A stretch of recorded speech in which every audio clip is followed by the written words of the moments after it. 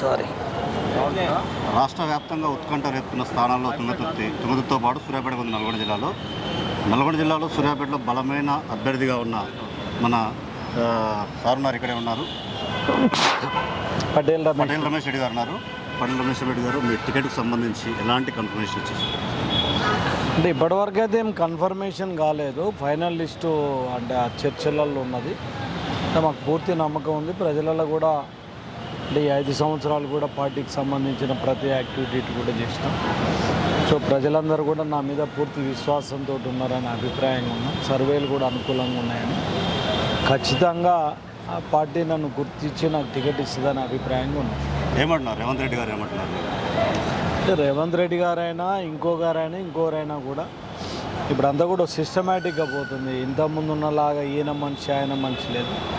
అంటే వినబిలిటీ క్రైటీరియాగా, అంటే ఎవరైతే గెలుస్తారో వాళ్ళను క్రైటీరియాగా తీసుకుంటూ ప్రజల మధ్యలో ఉండి ప్రజలలో పనిచేసి, అంటే రేపు అల్టిమేట్గా పార్టీ అధికారంలోకి రావాలంటే గెలిచే అభ్యర్థులకు ఇవ్వాలనే అభిప్రాయంగా ఉన్నాను.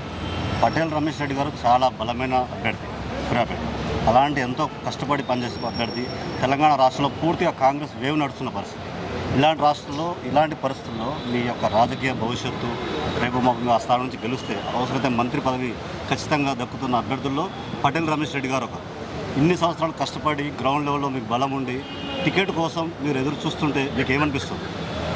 అంటే నిజంగా కూడా దురదృష్టకరం. ఎందుకంటే మేము అంటే రాహుల్ గాంధీ గారు కానీ రేవంత్ రెడ్డి గారు కానీ కాంగ్రెస్ పార్టీ కూడా చాలాసార్లు ప్రజలలో ఉండే నాయకుల్ని మేము సెలెక్ట్ చేస్తామని చెప్పడం జరిగింది.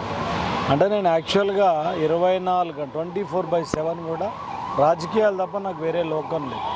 అంటే వ్యాపారాలు లేవు, వ్యవసాయం చేయను, చేయను, ఫుల్ టైం కూడా రాజకీయాలు చేస్తాను.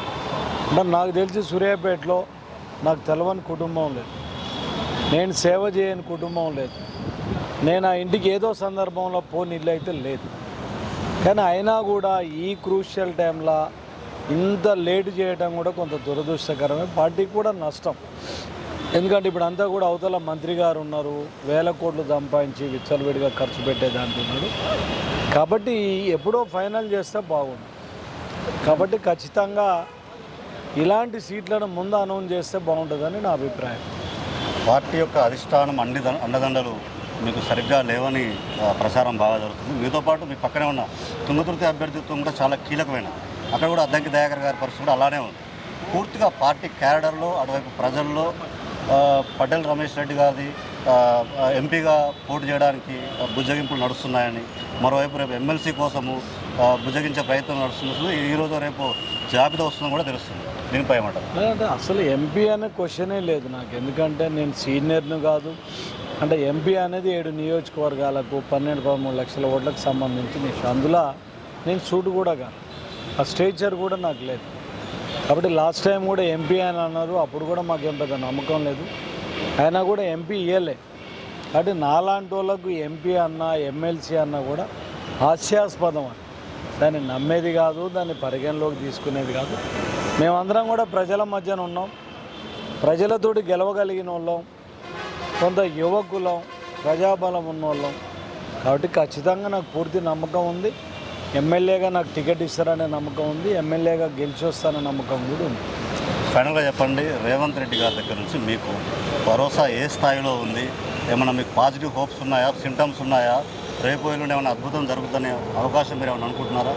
అంటే హోప్ అనేది ఏం లేదు, 100% నాకు వస్తుంది, అందులో ఏం అనుమానం లేదు. ఇలా రాత్రికి లిస్టు రిలీజ్ అయింది, అందులో సూర్యాపేట నుంచి పటేల్ రమేష్ రెడ్డి పేరు అనేది 100కు 100% ఉండదు, అందులో ఏం అనుమానం లేదు, ఖచ్చితంగా వస్తుంది. ఒకవేళ నెగిటివ్గా ఏమన్నా నిర్ణయం వస్తే మీ నిర్ణయం ఎలా ఉండబోతుంది? వస్తుందని ఆలోచనే లేదు మాకు.